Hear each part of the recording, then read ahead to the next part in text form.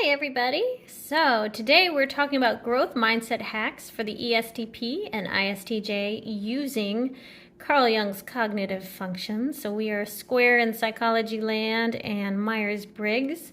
And if you don't know your type, I'd say take the test maybe at 16personalities.com and try and confirm it at typeinmind.com, which I can put those links for you below. So ESTPs actually have quite a few on my channel, which I love. I do believe that is my dad's type, and I have a couple of ESTP, ISTJ couples in my life as well, so it's really interesting to see them interact. And the reason I'm talking about both of them today in tandem is because the ISTJ is the shadow side of the ESTP, and the ESTP is the shadow side for the ISTJ. So they're complementary. They're different and yet, yeah, very complementary. And the ESTPs I really enjoy in particular because they're part of my quadra, meaning we share the same functions, which I'll get into here in a second, but they're in a different order. So we kind of speak the same language. And so I notice when I am talking to my dad or other ESTPs that we just kind of understand each other pretty well off the bat. We're on the same wavelength, even though we're quite different. All right, let's jump into it. So ESTPs, your first function, and these are, of course, if you've watched my other videos, I've already done two other ones for ENFJs and INFPs. That was one, and then my second one was for INTPs and ENTJs. You can check those out if that's your type or you know someone of those types and want to understand them better. But basically, a lot of this will be repeated information, just in different order. And so I apologize if you're watching this again and you're like, oh, Rebecca, you already said that. But it really is. The functions are the same. They're just in a different order. So a lot of the same info. And I will be succinctly mentioning what each function is. Very simplified. So if you want to go more in depth, I highly suggest Googling it. Absolutely. So first function, the dominant function of the ESTP is extroverted sensing, which is the present moment or your five senses. A lot of athletes, I like to say, have this and are really good at it. So actually you'll find some ESTP athletes and also ESTP entrepreneurs. It's kind of what they're known for. So yes, extroverted sensing or SE, first function. Second function for the ESTP would be the TI, which is introverted thinking, or the Y, or subjective logic. Next we have FE, which is extroverted feeling or connecting with others. I'm going to say connection, empathy, warmth, considering the group over their personal preferences. And then their last function at the top, so this is kind of the tip of the iceberg for an ESTP, and then we'll get into the bottom of the iceberg, would be introverted intuition, which essentially is kind of a future thinking, linear way of looking at things. Whereas when we get to extroverted intuition down here in their shadow side, or for it's one of the top functions for an ISTJ, you'll see it's a little more scattered thinking. All right, so that's your ESTP. Now we're going to move on. I'm going to use blue to represent them. ISTJ. So an ISTJ, essentially everything that an ESTP would have extroverted, they're going to have introverted. And what they have introverted, the ESTP will have extroverted. I hope I said that right. Oh my goodness. So the first function for an ISTJ is introverted sensing, which is all about remembering the past and traditions, details. So a lot of ESTJs are very good at just getting down to the nitty-gritty, the minutia of things. They're those people that really, they love looking at the details and traditional things and things to do with the past. So you can kind of see where that is differs from the dominant function of the ESTP. So this is, of course, the ESTP shadow. And then if you take the four I'm about to discuss here and you place it up top, you would see that these top four are the ISTJ shadow. Next we have TE, or extroverted thinking. Now this is more like your systems building, thinking aloud. So these STs, both of them really get stuff done. You can tell. If they build a system and the details, they're going to get stuff taken care of. Whereas your ESTP is more involved in more of a subjective logic in the now.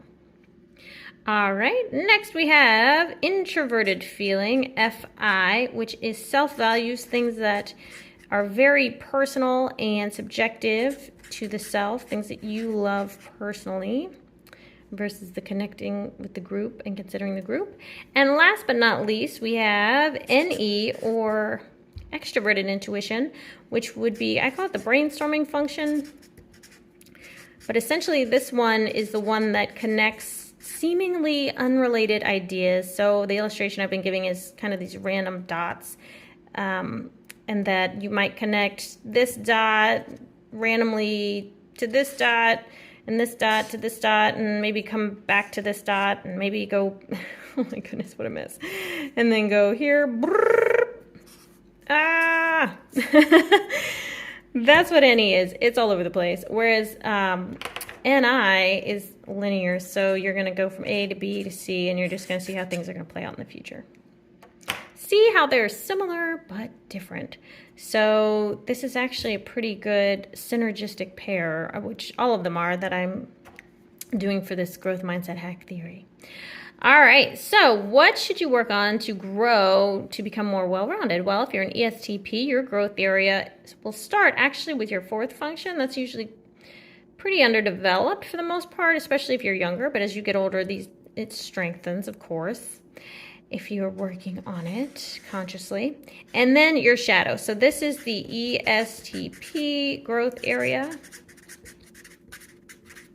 So you're going to work on all of these functions. You're going to try to work on seeing how things will play out in the future, making sure you're paying attention to the details. These are all my shadow too, is an ENFJ. So I struggle with this as well. So trust me, I know it's just, this is like, oh, who needs traditions? Sometimes I'm like, why does it matter? Because I have SE.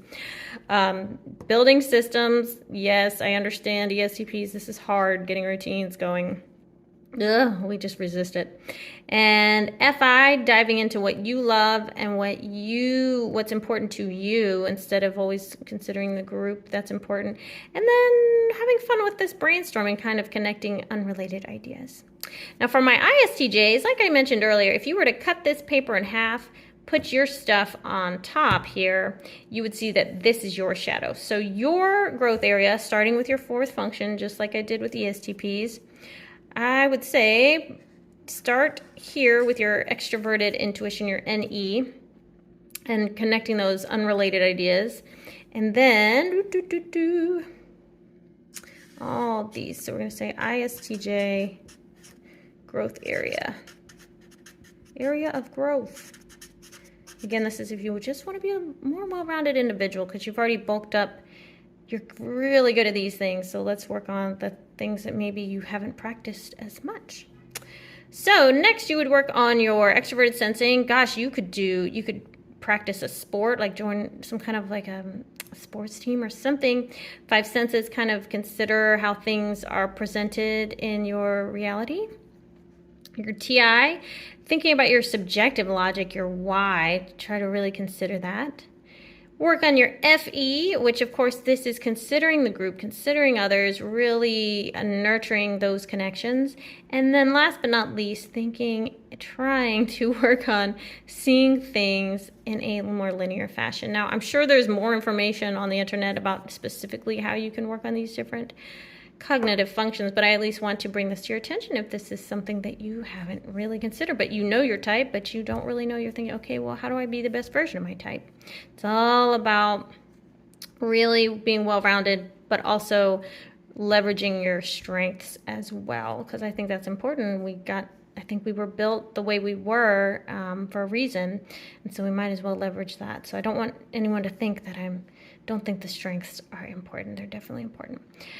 Okay, well, I hope this was informative. I love this pairing. Like I said, I know a few couples, like romantic couples, that this is the pairing, and I see why they are together. It makes sense to me. That it's funny because it's like there's some clashing sometimes, but it's cute because it's I see why. It's because they're inside out versions of each other.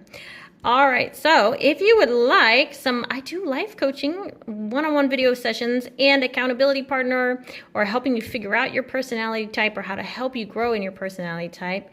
I'm here for you. I love connecting. This is my first function. And this is my second as an ENFJ. So that's why I'm a life coach. It's kind of like the perfect field to go into for an ENFJ, right? So if you would like life coaching, you can either visit, I have a website, which is RebeccaPebble.com, which of course, I kind of put it all over my videos, or send me an email. It's RebeccaPebble@yahoo.com. And we can connect and figure out a way to get you on track for whatever your goals are. For however many sessions you want. Maybe you just need one session to talk things through. Maybe you need several. I'm here for you. I'm your gal. I love connecting and helping people do their best and cheering them on. Actually, I really am a cheerleader for you and your dreams. So thank you all for watching, and I'll see you next time. Have a great day. Bye.